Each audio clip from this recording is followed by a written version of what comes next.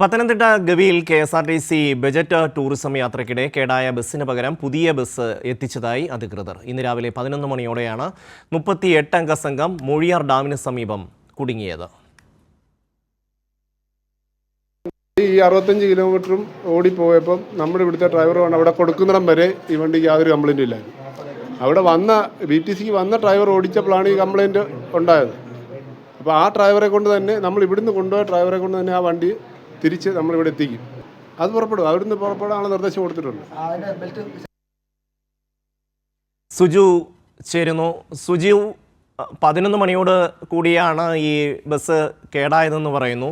അതിനുശേഷം വലിയ താമസം ഉണ്ടായി അടുത്ത ബസ് വരാൻ. യാത്രക്കാർ ഏറെ ബുദ്ധിമുട്ടി. എന്താണ് വിശദാംശങ്ങൾ?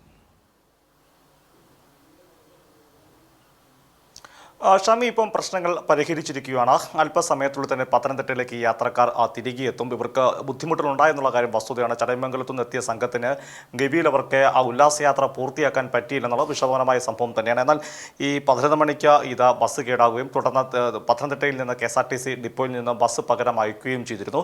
അവിടെ എത്തി പരിശോധിച്ചപ്പോൾ മനസ്സിലാക്കാൻ സാധിക്കുന്നത് ഈ ബസ്സിന് കാര്യമായി തകരാറില്ല. പകരം ഇപ്പോൾ KSRTC കൺട്രോളിംഗ് ഇൻസ്പെക്ടർ സംസാരിച്ചപ്പോൾ പറഞ്ഞതുപോലെ ആ പുതിയൊരു ഡ്രൈവർ ആ വാഹനം കൈകാര്യം ചെയ്തപ്പോൾ അതിലുണ്ടായ ഒരു പിശകാണ്. അത് വാഹനത്തിൻ്റെ കുഴപ്പമല്ല എന്നാണ് മനസ്സിലാക്കാൻ സാധിക്കുന്നത്. മറ്റൊരു ഡ്രൈവർ, അത് സ്ഥിരം ഓടിക്കുന്ന ഡ്രൈവർ എത്തി അത് പരിശോധന നടത്തുകയും അതിന് തകരാറില്ലെന്ന് മനസ്സിലാക്കുകയും ചെയ്തിട്ടുണ്ട്. ഇപ്പോൾ തന്നെ തിരികെ അവർ 1 മണിക്കൂറിനുള്ളിൽ തന്നെ ഗവിയിൽ നിന്ന് പത്തനംതിട്ടയിലേക്ക് എത്താൻ സാധിക്കുമെന്നാണ് വിശ്വസിക്കുന്നത്. എന്തായാലും യാത്രക്കാരെ സംബന്ധിച്ചോളം അവർക്ക് ഏറെ ബുദ്ധിമുട്ടാണ്. ഈ ഗവിയിൽ അവരെ ഉല്ലാസയാത്ര, നമുക്കറിയാം ഉല്ലാസയാത്ര എന്ന് പറയുന്നത് ഏറെ പ്രതീക്ഷയോടെ പോകുന്നതാണ്. പ്രത്യേകിച്ച് KSRTC ബഡ്ജറ്റ് ടൂറിസത്തിൻ്റെ ഭാഗമായി പോകുമ്പോൾ അതിൻ്റെ ഒരു വിശ്വാസ്യതയും കാര്യങ്ങളൊക്കെ ഉണ്ട്. അതിനും KSRTC ആവശ്യമായ ഇടപെടലുകൾ നടത്തിയിരുന്നു. നമുക്ക് ഈ ഗവിയിലേക്ക് എത്തുക എന്ന് പറഞ്ഞാൽ പത്തനംതിട്ടയിൽ നിന്ന് അത്ര എളുപ്പമല്ല.